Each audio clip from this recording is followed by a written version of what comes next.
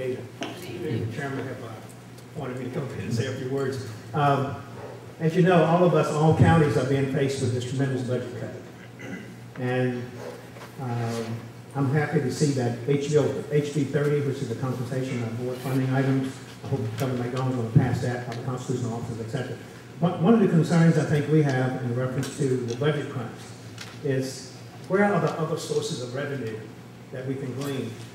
What can we draw to bring in additional money besides raising taxes on our constituents? I think all counties, Isle of Wight, Sussex area, Southampton, we are all faced with a tremendous budget cut. My thing is this thing called regionalism.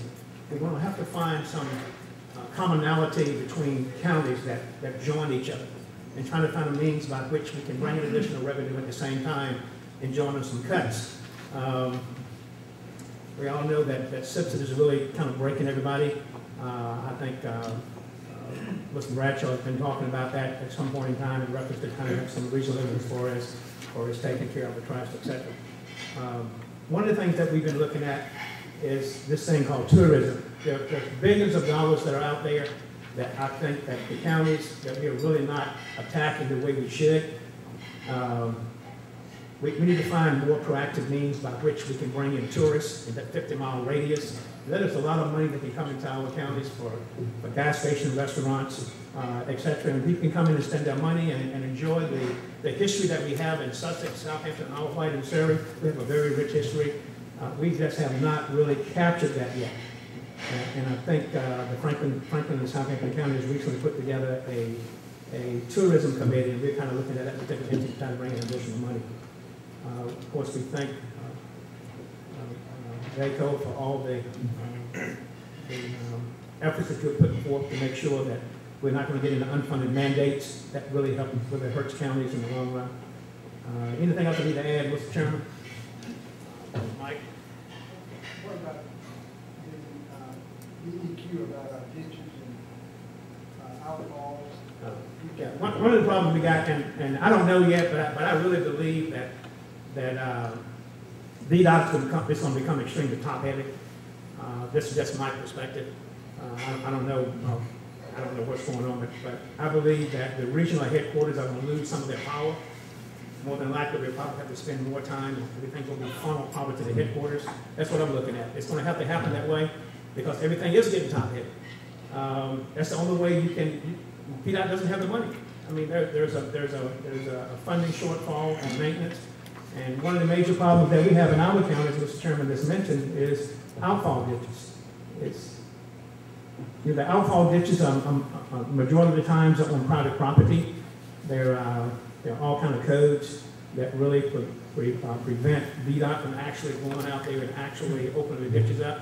One of the things that we have been pushing, and we had asked VDOT to look to see if there was a code by which that if an outfall ditch was on the land of a personal property owner and it was not being kept open, could that person be penalized for that?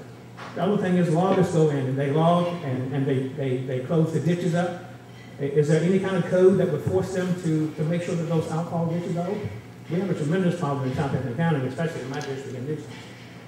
Because we had met some time ago with Delegate Tyler pertaining to the flooding.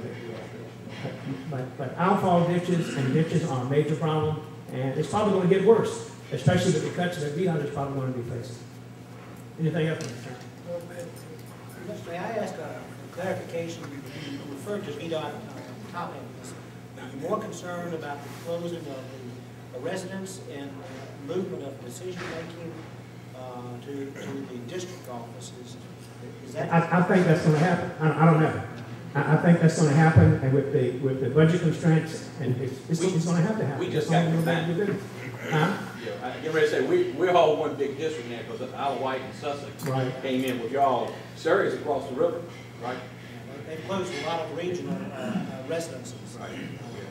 Residences. Well, Surrey's residence is across from James River. The other point, if I may, Yeah. You raise a good question, of course, on the ditching situation there. You've got the challenge geographically of having fairly flat land and close to the water table. And now VDOT is struggling with DEQ. You're exactly right.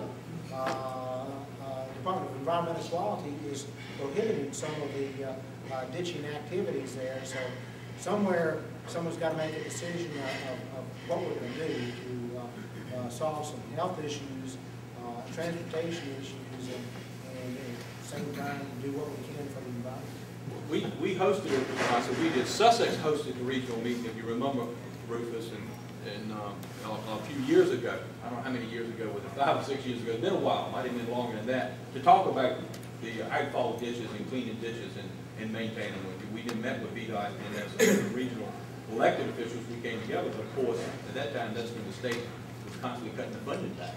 And so, and I think it's an excellent point, we probably need to get together. We have two legislators here. Bottom line is that the code prohibits VDOT from actually going in and doing those outfall ditches. I mean, it takes an act of Congress. You got OSHA involved and everything else. Something needs to be looked at as far as the code is concerned to try to relax the code. They can actually go in and dig it. I mean, they dig the ditches in. They have to take the dirt out. They have to haul the dirt out. So, I mean,